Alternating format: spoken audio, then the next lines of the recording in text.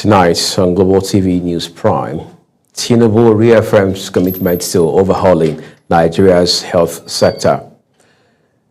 In business, Minister says Tinubu suspended Russia exports to boost local processing.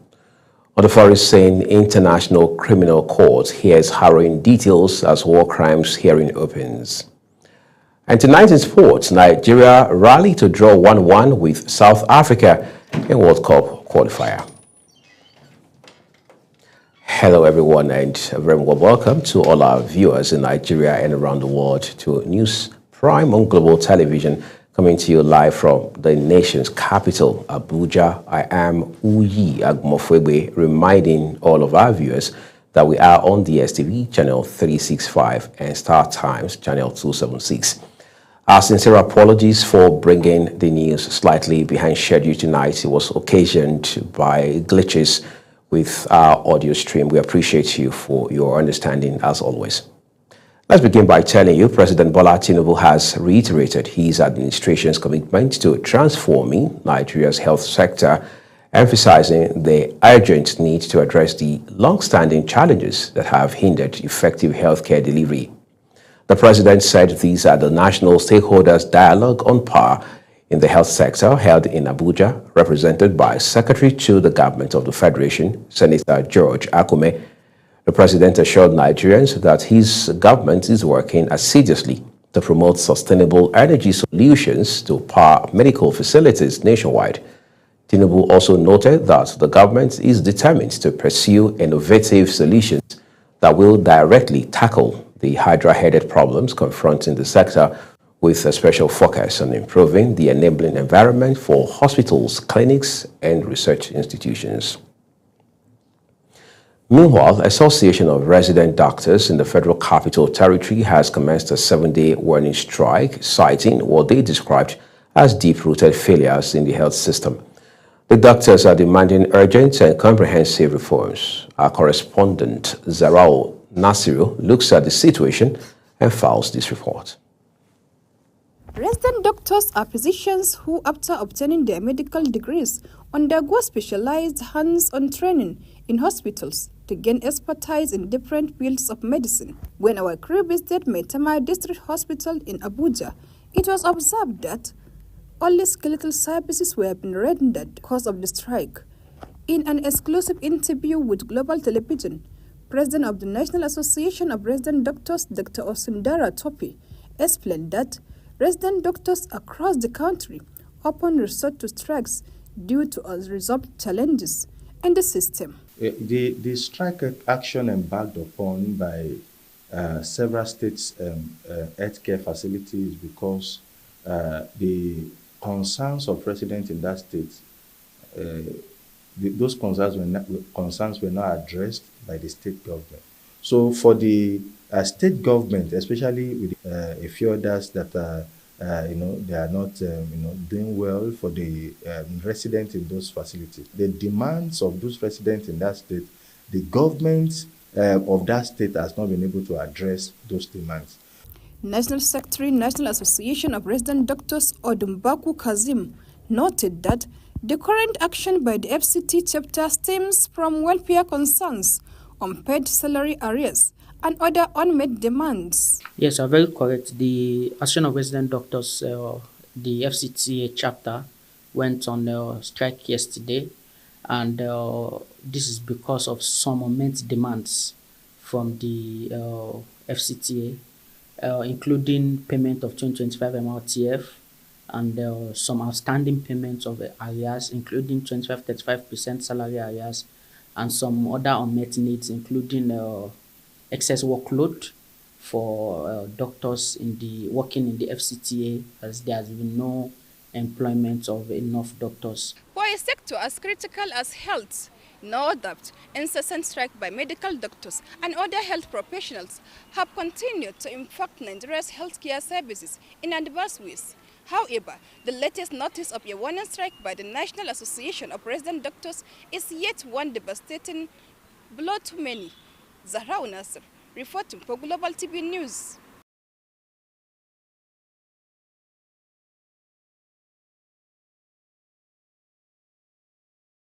Thank you, Ziral.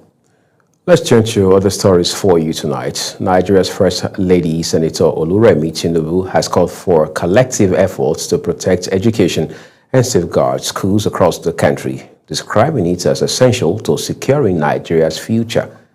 The First Lady, an educator and former teacher herself, made the call in her message commemorating the 2025 International Day to Protect Education from Attack. Nigeria has joined the rest of the world to mark the International Day to Protect Education from Attack. The Federal Ministry of Education hosted a national stakeholders dialogue in Abuja under the theme Challenging Narratives Reshaping the Nation. Global Television's education correspondent Priscilla Obasi was there for us.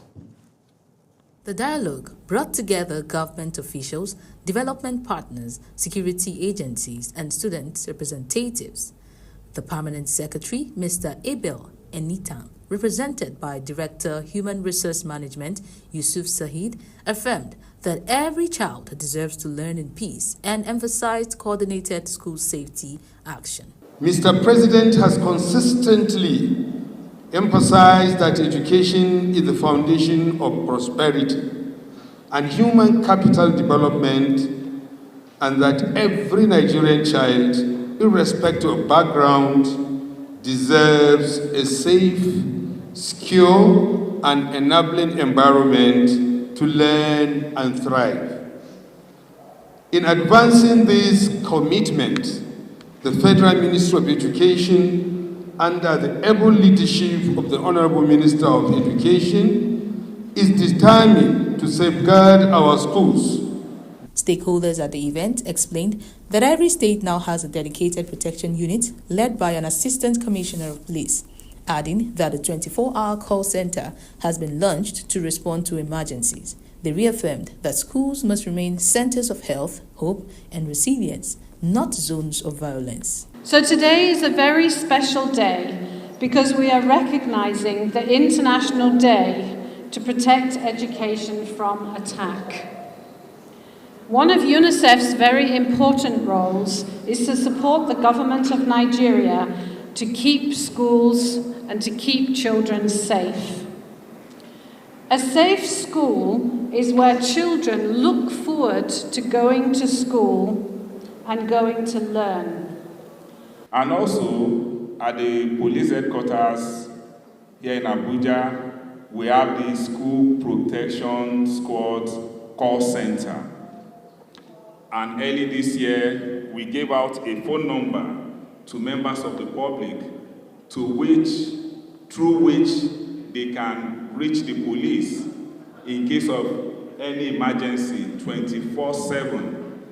And the phone number is 080 77 35 77 77. The high point of the event was different presentations from the students. With security still affecting classrooms in parts of the country, the event ended with a collective call to safeguard Nigeria's future through safe learning spaces. Priscilla Obasi, Global Television News, Abuja. Education, they say, is the bedrock of development. Thank you, Priscilla, for following through with that story for Global Television. The Independent National Electoral Commission, INEC, is partnering with the National Bureau of Statistics to improve data management and strengthen public facilities used during elections.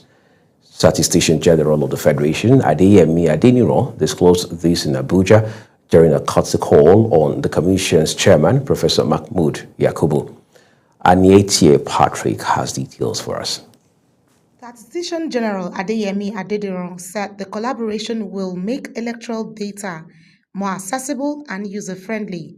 To be able to report adequately on all SDG indicators and goals, we need all kinds of administrative data that is produced by public institutions and government agencies.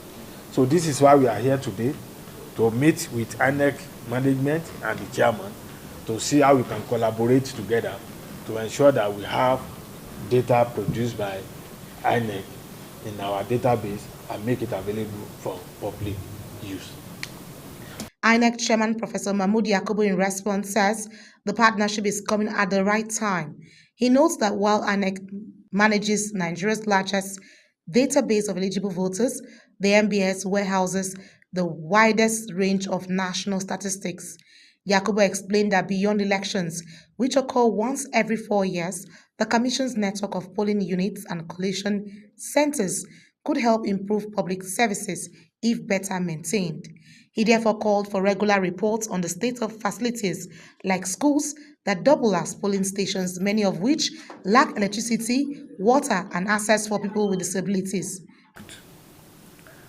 As clearly stated by the Statistician General, today's meeting focuses on how the NBS can leverage on INEC's network of locations for electoral services for the benefit of citizens beyond elections, which only happen once in 4 years or as the need arises. Both agencies pledged to use the partnership to strengthen democracy, enhance governance, and ensure reliable data drives development across Nigeria. Anietie Patrick, reporting for Global TV.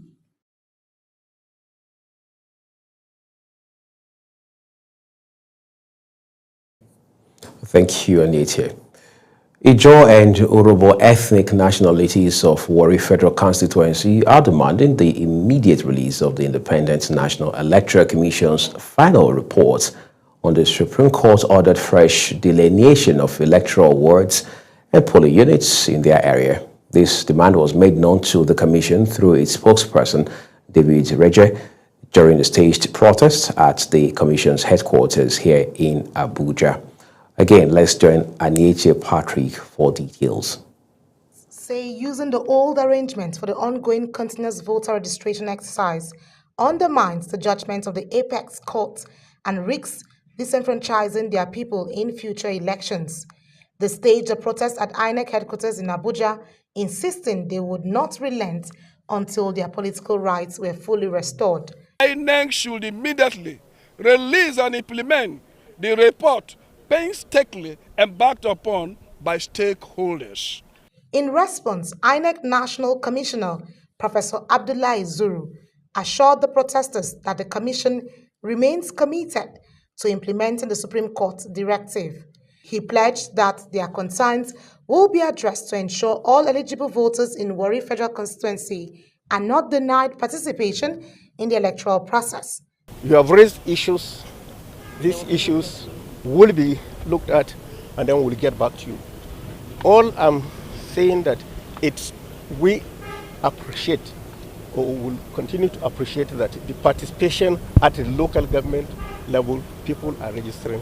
When we devolve, the issues would be resolved. And the coming days will reveal whether INEC's promise translates into action that guarantees credible participation for all in Warri Federal Constituency. Anietie Patrick, reporting for Global TV.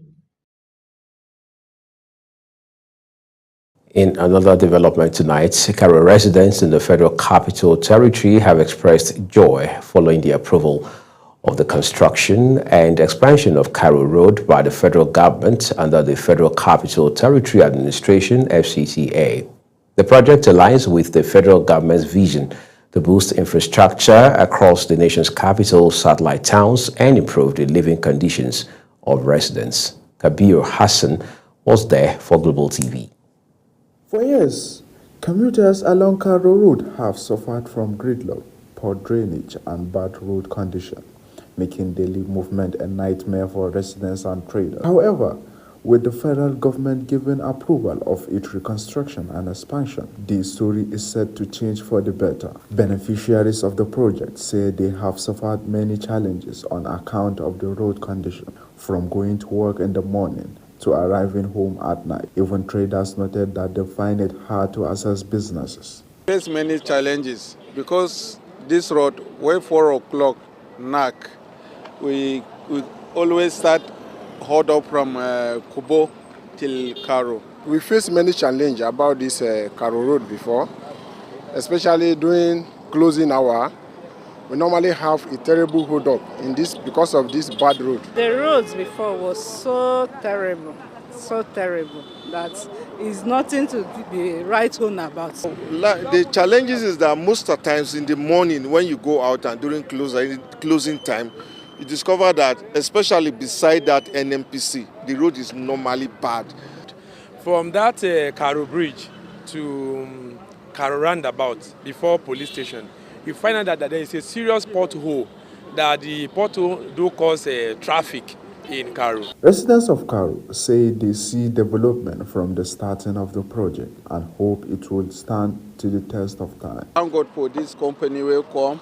They just start work and we see the difference. Because even the roundabout before, we know they see our front. If you want to, many times accident is happening here. There are development, especially at that gully beside the military barracks after the NMPC. At least those guys are working. They are doing a good work. The development, because at least with the 2 lane now, because before we have there's a lot of potholes here. I'm seeing some changes, but it's not really fully.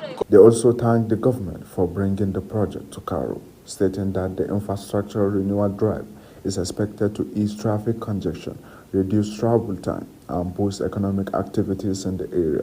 Thank you for the minister, and we appreciate for the company. But we thank God that FCT minister have come to our aid and to repair this road now. It's a very big project, and we thank the FCT minister. We thank God that Wike approved the roads, and we are happy about it. To an extent, he has done well, because for now, at least with the road construction in Abuja, at least Abuja have taken a new lift, unlike the other ministers that they did promise and failed. I'm very, very happy about the project because it's going to bring a good development here. For Karo residents, the reconstruction of the road is more than just an infrastructure upgrade. It represents the renewed hope for a safer, faster, and more convenient transportation in the FCT. Kabir Hassan reporting for Global TV News. This is Global Television, and tonight you're watching the live broadcast of News Prime with Uyi Agmofwebe. When the rest of the broadcast returns, Minister says President Tinubu suspended raw share exports to boost local processing. Details coming shortly, plus foreign export stories for you on the other side of this break. Please, we encourage you to stay with us.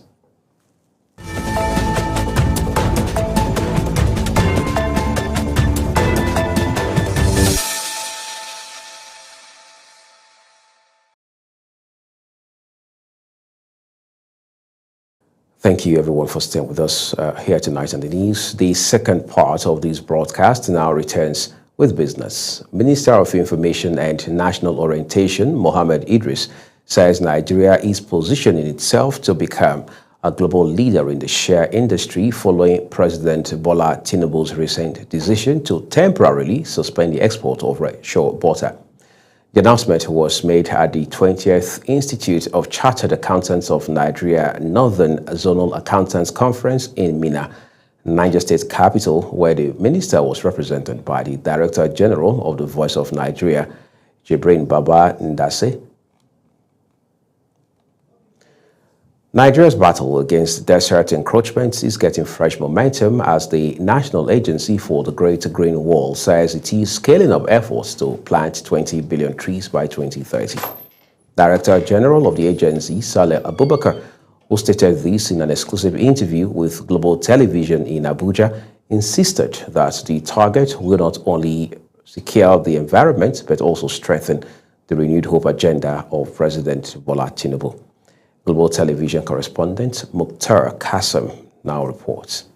The Director General of the agency, Saleh Abubakar, enumerated the mission of the agency, which among others is to combat desertification, restore degraded lands, and make Nigeria's drylands green again. He said in the agency's efforts to achieve these, more nurseries, boreholes, and stronger community participation are now being rolled out to match the scale of its ambition. My vision is to combat desert encroachment, transform the Nigerian drylands into green, environment.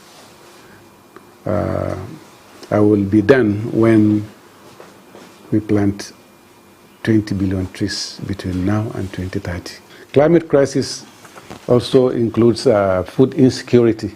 So what we are doing is to secure the environment so that food production can take place. Saleh also stated that the agency, under its flagship initiative, has distributed 5 million date palm seedlings, a crop with strong economic value that can generate jobs for women, youth, and households across Nigeria. The agency has chosen as well to distribute 5 million date palm seedlings to interested people in our communities. And this has been accepted as a palliative that can really see us through, because we are going to create livelihood around those date palm trees we are planting, and then there is a long value chain attached to it as well. These date palms, if we get them planted, they will mature in 4 years, and each tree will give out about 100 kg in 6 months. So each tree will produce 200 kg every month. And this is enough. According to him, all the efforts are to align with President Bola Tinubu's Renewed Hope agenda, a vision to turn climate action into jobs, livelihoods, and stability for millions. All these activities we are doing, intention to plant 20 billion trees, intention to grow 50 million date palm seedlings in this country. These are part of the Mr. President's Renewed Hope agenda to get people engaged in economic activities. And these economic activities will further enhance more growth in the economy of this country. We would like to create employment for our teeming youth, the housewives who are staying at home, who do not go out. They can all key into this date palm production. There is no doubt that the battle against desert encroachment will be successful as the Great Green Wall pushes ahead with its ambitious tree planting program and other strategies to combat the menace. Mukhtar Kasim, reporting for Global Television News. Let's turn to the foreign scene now. The International Criminal Court has heard disturbing stories of atrocities allegedly committed by Joseph Kony's Lord's Resistance Army, LRA, in Uganda. The fugitive warlord faces 39 counts of war crimes and crimes against humanity, including murder, rape, torture, enslavement, and sexual slavery, allegedly committed between July 2002 and December 2005 in northern Uganda. Villages torched, young girls forced into sexual slavery, babies beaten and thrown into fires. Those were some of the harrowing stories heard by the International Tribunal in The Hague. Opening the hearing, Sarah Pellets, a lawyer representing victims, laid out the horrors Ugandan civilians suffered. This case is the first at the International Criminal Court where the confirmation proceedings and hearings are held in absentia.